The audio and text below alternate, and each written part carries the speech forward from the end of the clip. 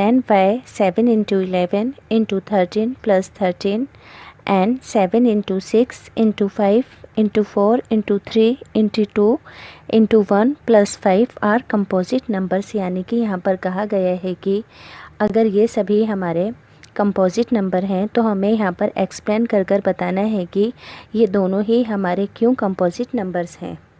तो क्वेश्चन को स्टार्ट करने से पहले हम जानेंगे कि हमारे प्राइम नंबर्स क्या होते हैं। प्राइम नंबर्स जो होते हैं हमारे ऐसे नंबर होते हैं जो या तो अपने ही टेबल में आते हैं या फिर 1 के टेबल में आते हैं। यानी कि प्राइम नंबर के जो फैक्टर्स होते हैं वो सिर्फ 2 फैक्टर होते हैं। अब बात करते हैं कि कंपोजिट नंबर्स की। कंपोजिट नंबर्स क्या होते हैं? ऐसे नंबर होते हैं जिनके फैक्टर्स 2 से ज़्यादा होते हैं। जैसे कि 8 है, 8 सबसे पहले 1 के टेबल में आएगा, फिर अपने टेबल में आएगा, फिर 2 के टेबल के अंदर आएगा और फिर 4 के टेबल में आएगा। यानी कि कंपोजिट नंबर वो नंबर होते हैं जिनके फैक्टर्स 2 से ज़्यादा होते हैं।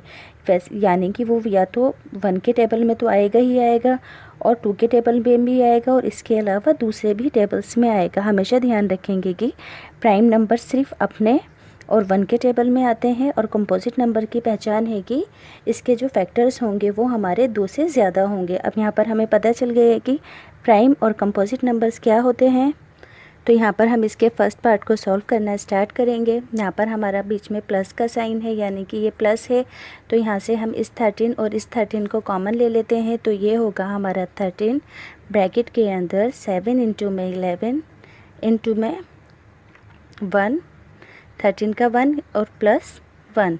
तो ये होगा हमारा 13 एज इट इज़। 7 को 11 से मल्टीप्लाई करेंगे तो आएगा 77 और यहाँ पर बचेगा हमारा प्लस 1। तो ये होगा हमारा 13 इंटू के अंदर 78। अब यहाँ पर 13 के फैक्टर्स तो हमारे 13 तो हमारा एज इट इज़ रहेगा, अपने ही टेबल में आता है। 78 के क्या होंगे हमारे?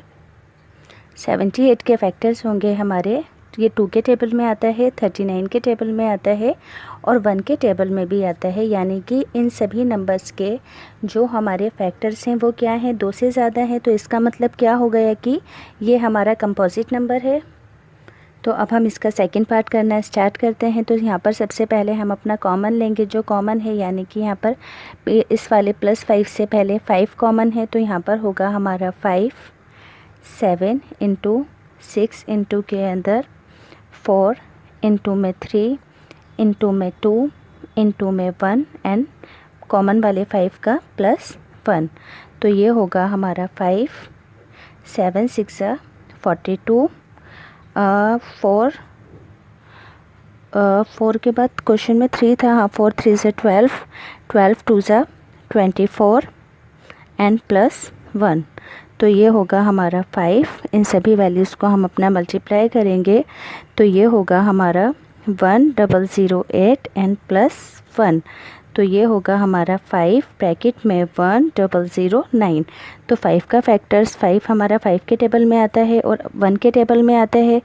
ऐसे ही यहाँ पर 1009 अपने टेबल में आता है या फिर 1 के टेबल में आएगा। तो यहाँ पर हम लिखेंगे 1009 अपने टेबल में आया और 1 के टेबल में आया। तो हम यहाँ पर क्या देखते हैं कि इसके ये जो फैक्टर्स हैं 2 से ज़्यादा हैं। तो इसका मतलब ये क्या है? ये भी हमारा एक कंपोजिट नंबर है। तो यहाँ पर लिख देंगे हम अपना it is a composite number. अब आपको ये दोनों क्वेश्चन अच्छे से समझ में आ गए होंगे।